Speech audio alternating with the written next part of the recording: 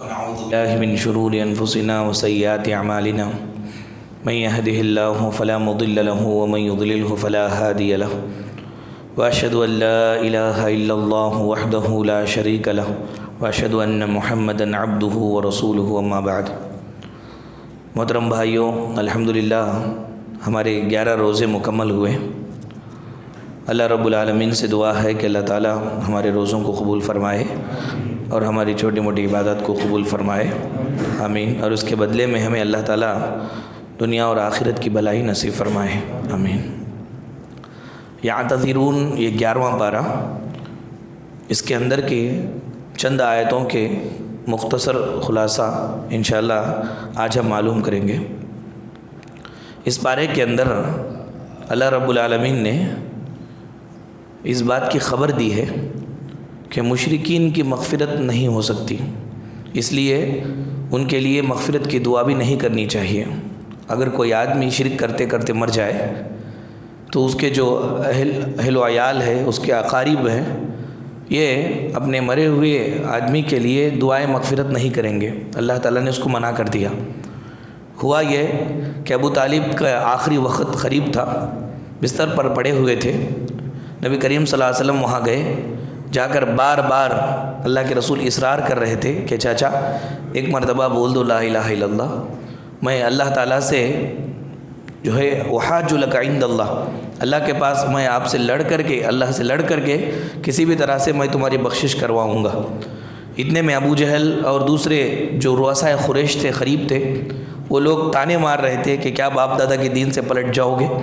تو آخرکار شرک پر ہی ان کی وفات ہو گئی۔ اللہ کے رسول صلی اللہ علیہ وسلم کو سخت تکلیف ہوئی، انتقال تو ہو گئے چچا، لیکن اللہ کے نبی نے یہ کہا کہ میں میرے چچا کے لیے دعائے استغفار کروں گا۔ کب تک کروں گا؟ جب تک کہ مجھے روک نہ دیا جائے۔ اللہ تعالیٰ جب تک مجھے روک نہ دے کہ اے نبی آپ مت کیجئے، تب تک میں کرتا رہوں گا، کیونکہ بچپن سے انہوں نے پالا تھا، پوسا تھا، کچھ حق بنتا ہے۔ تو اللہ تعالیٰ نے آیت کریمہ نازل فرمائی، ما کان للنبی والذین آمنوا ان یستغفروا للمشرکین ولو کانوا اولی قربی من بعد ما تبین لهم انہم اصحاب الجحیم۔ نبی کے لیے، مومنوں کے لیے یہ جائز نہیں ہے کہ وہ ان یستغفروا للمشرکین، مشرکوں کے لیے استغفار کرے، ولو کانوا اولی قربی من بعد ما تبین لهم انہم اصحاب السعیر، گرچہ کہ وہ قریبی رشتہ داری کیوں نہ ہو، اس بات کی وضاحت کے بعد کہ اب ان کے لیے جہنم ہے، اللہ تعالیٰ نے ان کے لیے جہنم لکھ دیا ہے، یہ بات واضح ہو گئی۔ اس کے بعد اب استغفار کرنا ان کے لیے جائز نہیں ہے، یہ اللہ تبارک و تعالیٰ نے آیت کریمہ نازل فرمائی۔ اس کے اندر معلوم ہوا کہ مشرکین کے لیے مغفرت کی دعا نہیں کرنی چاہیے۔ تو خوش قسمت ہیں وہ لوگ جن کا عقیدہ صحیح ہے، جو شرک سے دور ہے، بدعات سے دور ہے۔ تو یہ اللہ تعالیٰ کی عظیم نعمت ہے انسان کے لیے، کیونکہ یہ عقیدہ صحیح ہونا ایک ایسا خزانہ ہے، ایک ایسی نعمت ہے جس کے ذریعے سے دنیا میں مدد کی جاتی ہے، قبر میں اس کی حفاظت ہوتی ہے، آخرت میں اللہ تعالیٰ جنت دیتے ہیں۔ شیطان آپ دیکھیں، تاریخ اٹھا کر کے دیکھیں کہ شیطان جب بنی آدم کو گمراہ کرنے کی سوچا تو عمل میں غلط کام کرنے کے لیے نہیں لگوایا، سب سے پہلے عقیدے پر اس نے حملہ کیا۔ آپ عورتوں میں جا کر کے دیکھیں کہ جتنے رسم و رواج ہیں یہ سارے کے سارے شیطان نے ڈالے ہیں، کیونکہ اس کا دماغ کمزور ہوتا ہے، رسم و رواج ان کے اندر بہت زیادہ ہوتے ہیں۔ یہ رسم و رواج عورتوں کے اندر کہاں سے آئے؟ یہ شیطان نے الگ الگ بنا کر کے ڈالا۔ شیطان کا حملہ سب سے پہلے انسان کے عقیدے پر ہوتا ہے۔ اگر انسان کو یہ معلوم ہو جائے تو یہ اس کا معلوم ہونا ہی ایک بہت بڑی اللہ تعالیٰ کی طرف سے انعام ہے، عطا ہے۔ تو یہ شرک اور بدعات دیکھنے میں بڑے اچھے لگتے ہیں، میٹھے لگتے ہیں، بہت انسان بہت ترقی کرتا ہوا اس میں نظر آتا ہے، لیکن وہ ترقی نہیں بلکہ تنزل ہی ہے۔ ڈرپوک بن جاتا ہے انسان، ڈرپوک بن جاتا ہے، پیٹھے سے ڈرتا ہے، نیمبو سے ڈرتا ہے، چھوٹی چھوٹی چیزوں سے اس کو ڈر لگتا ہے۔ اللہ تبارک عقیدہ اگر انسان کا کمزور ہو جائے۔ اس کے بعد اللہ تعالیٰ نے بیان فرمایا، رازق، مالک، خالق اور ہر قسم کی تدبیر کرنے والا صرف اللہ ہی ہے۔ اللہ تبارک و تعالیٰ ہی سارے جہانوں کا مالک ہے، وہی رزق دیتا ہے۔ جو رازق ہے اسی سے رزق طلب کرنا چاہیے، جو رزق دینے کی قدرت نہیں رکھتا ان سے رزق نہیں طلب کرنا چاہیے۔ اور پیدا کرنے والا وہ ہے، خالق ہے، وہ ہر قسم کی تدبیر کرتا ہے۔ وہ تدبیر کس کو کہتے ہیں؟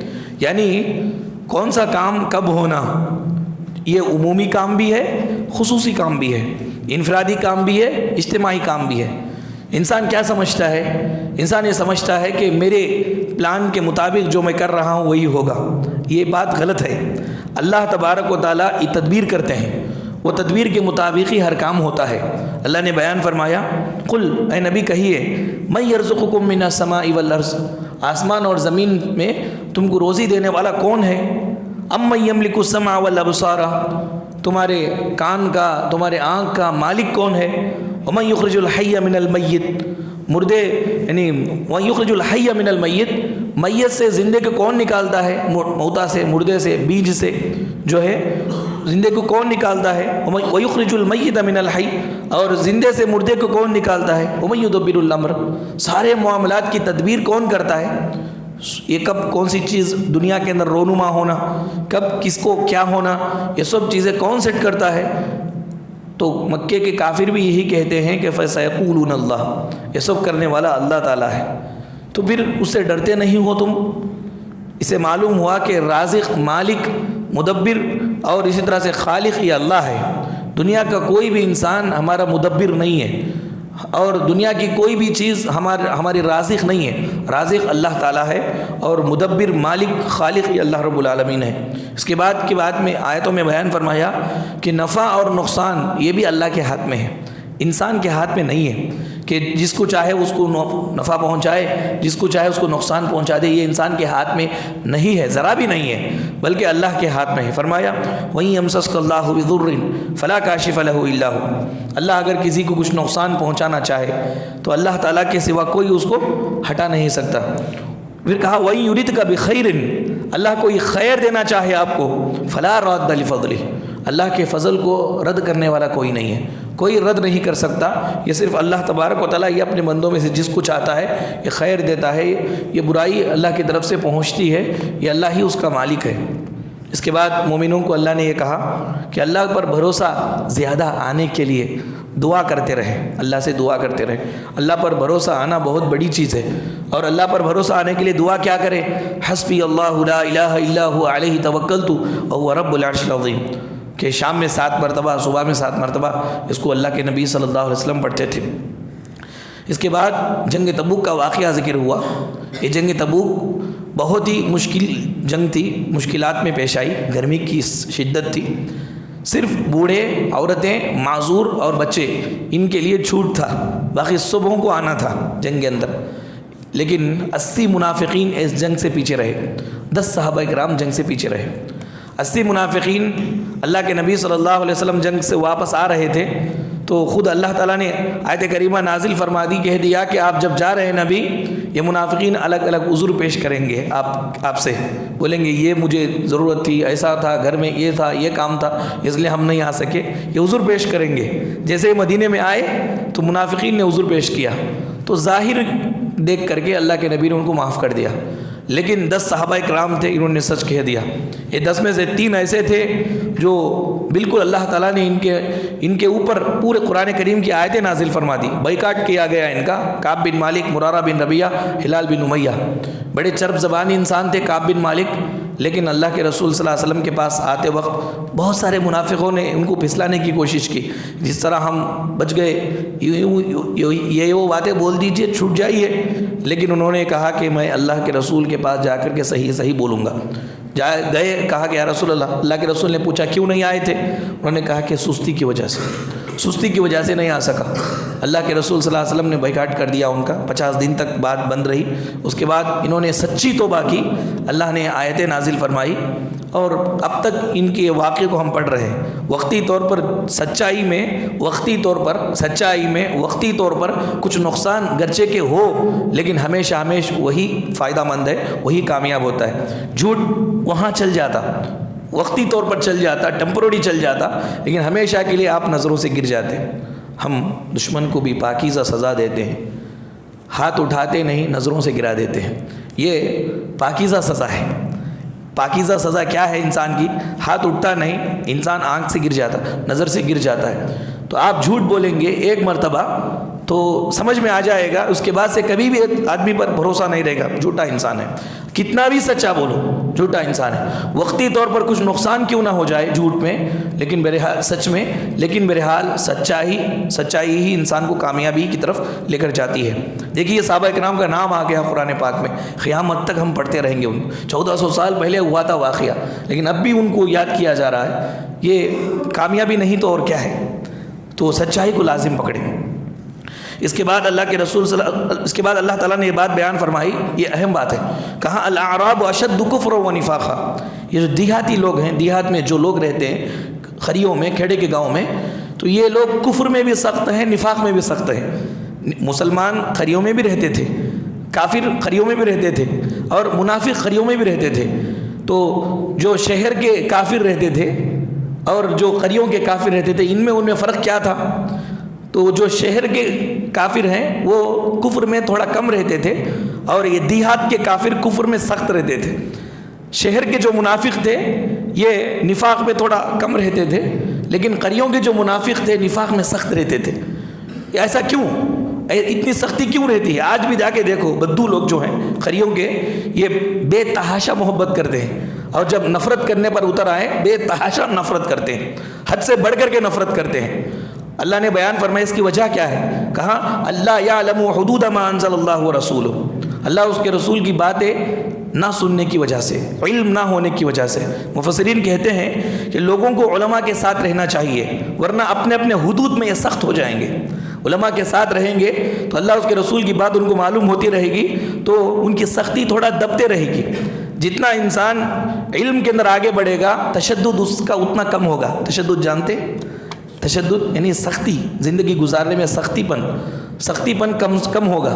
علماء کے ساتھ جیسے رہیں گے سختی اتنا کم ہوگی۔ علماء کی صحبت آپ کو نہیں ملے گی تو انسان اپنے موقف میں، اپنے حد میں سخت ہو جائے گا، کیونکہ علم نہیں ہے آگے کا کیا کرنا ہے۔ نبی کریم صلی اللہ علیہ وسلم کی حدیث ہے، جو چل کر کے نماز کو آئے گا اس کے قدم قدم اللہ تعالیٰ لکھے ہیں۔ تو آپ کے زمانے میں اس حدیث پر کیسے عمل کریں؟ تو روڈ پہ گاڑی رکا کر کے وہاں سے چل کر کے آئے۔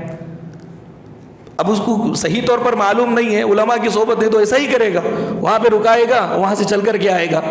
جبکہ اس حدیث کی شرح اگر آپ دیکھیں تو آپ جس گاڑی پر، جس سواری پر نکل کر کے آ رہے ہیں، وہ پیٹرول آپ کا جو خرچ ہو رہا ہے وہ سب چلنے میں شامل ہے۔ دیکھیے سختی ختم ہو گئی۔ اگر وہ علم آگے بڑھتا رہے گا تو انسان کی سختی ختم ہو جائے گی۔ یہ تشدد کب ہوتا ہے؟ علماء سے دور رہنے پر، کوئی ایک بات معلوم ہوئی اسی کو گھٹ پکڑ لیے، اس کے اندر وسعت ہوتی ہے، اس کے اندر اور گہرائی فقہ ہوتا ہے، تو علماء کی صحبت سے یہ چیزیں ملتی ہیں انسان کو۔ اس کے بعد اللہ تعالیٰ نے دیکھیں کہ جنگ تبوک کے بارے میں کہا کہ بڑی تنگی کی جنگ تھی، اس کے بارے میں کہا کہ ساعۃ العسرہ، تنگی کی گھڑی تھی۔ معلوم یہ ہوا کہ ہمیشہ اللہ تبارک و تعالیٰ بندوں پر آسانی کی گھڑیاں ہی رکھتا ہے، تنگی کی کبھی کبھار آتی ہے، تنگ دستی انسان کی کبھی کبھار آتی ہے، اس لیے ساعۃ العسرہ کہا۔ پریشانی کی گھڑی کبھی کبھی انسان کو آتی ہے، تو جب یہ پریشانی کی گھڑی آتی ہے، غیروں میں چھپے اپنے باہر آ جاتے ہیں، اپنوں میں چھپے غیر باہر آ جاتے ہیں۔ جو اپنے بولتے ہیں، یہ تنگی کے وقت میں انسان پہچان لیتا ہے کہ کون اپنے ہیں کون پرائے ہیں۔ جو پرائے رہتے ہیں لیکن وہ اپنے جیسا عمل کرتے ہیں تنگی کے موقع پر، جو اپنے ہوتے ہیں وہ ہاتھ چھوڑ جاتے ہیں۔ وہ تنگی کا وقت انسان کو بتاتا ہے کہ کون کیسا ہے۔ اس کے بعد اللہ تعالیٰ نے بیان فرمایا، ان الذین لا یرجون لقاءنا، بے شک جو لوگ ہماری ملاقات کی امید نہیں رکھتے، یہ لوگ کیا کرتے ہیں؟ وَرَضُوا بِالْحَيَاةِ الدُّنْيَا، دنیا کی زندگی سے راضی ہو جاتے ہیں، وَاطْمَأَنُّوا بِهَا، اور اس پر مطمئن ہو جاتے ہیں۔ یہ وہی لوگ ہیں جو ہماری آیتوں سے غفلت برتتے ہیں، ان کے لیے جہنم ہے۔ اس آیت کریمہ کے اندر یہ بتلایا گیا کہ دنیا چھوڑنا نہیں ہے، بلکہ دنیا پر مطمئن ہو جا کر آخرت سے غافل ہو جانا یہ برا ہے۔ دنیا کو نہیں چھوڑنا، لیکن اتنا دنیا میں محو ہو جائے کہ انسان آخرت کو چھوڑ دے، دنیا جو ملی اس پر مطمئن ہو جائے کہ یہی میری کامیابی ہے، یہ غلط ہے۔ ہمارے لیے دنیا کے اندر رہتے ہوئے آخرت کی کامیابی کی تیاری کرنا ضروری ہے۔ اس کے بعد اللہ تعالیٰ نے فرعون کا تذکرہ فرمایا کہ بڑا سرکش تھا، ظلم کرتا تھا، اور بنی اسرائیل کے ناک میں دم کر دیا تھا۔ اللہ تبارک و تعالیٰ کی آیات کا انکار کرتا تھا، اور موسیٰ علیہ السلام کی قوم کو بہت تکلیفیں دیتا تھا۔ آخرکار دعائیں کرتے کرتے کرتے دعا قبول ہوئی، اور اس کو پانی کے اندر غرق کر دیا گیا۔ جب یہ جا رہا تھا تو اللہ تبارک و تعالیٰ نے پانی کو حکم دیا کہ مل جائے، پانی مل گیا اور یہ ہچکیاں کھانے لگا، ڈبکیاں لینے لگا۔ اس موقع پر پکار کر کے کہنے لگا کہ آمنت برب موسیٰ و ہارون، میں موسیٰ اور ہارون کے رب پر ایمان لایا، میں موسیٰ اور ہارون کے رب پر ایمان لایا، لیکن اس کا ایمان قبول نہیں ہوا۔ جب وہ مر گیا تو اللہ تبارک و تعالیٰ نے مخاطب ہو کر کہا فَالْيَوْمَ نُنَجِّيكَ بِبَدْنِكَ لِتَكُونَ لِمَنْ خَلْفَكَ آیَةً، کہ آج ہم تیرے جسم کو نجات دیتے ہیں، تیرے جسم کو باقی رکھیں گے تاکہ تو بعد میں آنے والوں کے لیے ایک عبرت بن جائے، ایک نصیحت بن جائے۔ مفسرین کہتے ہیں جو اللہ کی آیت کو رد کرتا ہے اللہ اس کو آیت بنا دیتا ہے، جو اللہ کی آیت کو انکار کرتا ہے اللہ اس کو ایک نشانی بنا دیتا ہے۔ فرعون ایک نشانی ہے کفر کی، انکار کرنے کی۔ ہر مومن کو رب کے آیات کے سامنے اپنے آپ کو جھکانا چاہیے۔ اگر یہ جھکاتا نہیں ہے تو اپنی موت کو یاد کر لے کہ جب یہ موت آئے گی اس کے اللہ کے سامنے جا کر وہ کھڑے ہونا ہے، کیا جواب دے گا۔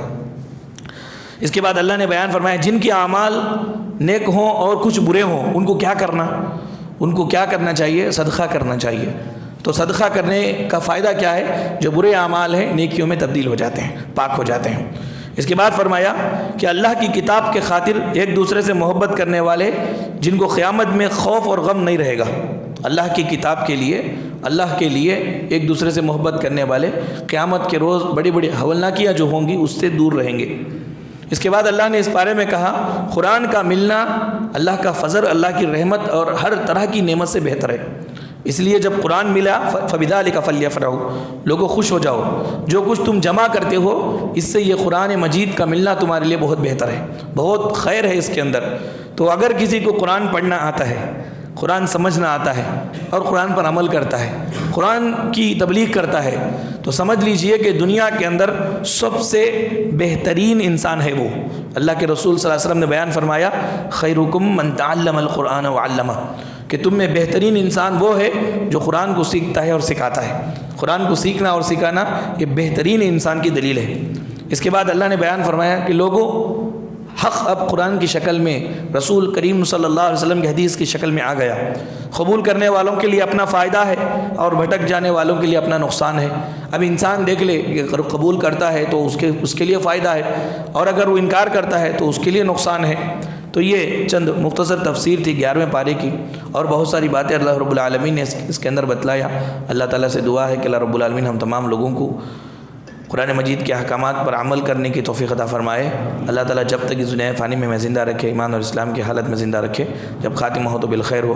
اللہ تعالیٰ ہم تمام لوگوں کو قبر کے عذاب سے بچائے، جہنم کے عذاب سے بچائے، اور جتنے بھی لوگ ایمان کی حالت میں ہم سے سبقت کر چکے ہیں ان تمام لوگوں کو عذاب قبر اور عذاب جہنم سے بچائے۔ آمین۔ وآخر دعوانا ان الحمد للہ رب العالمین۔ بند کر جی۔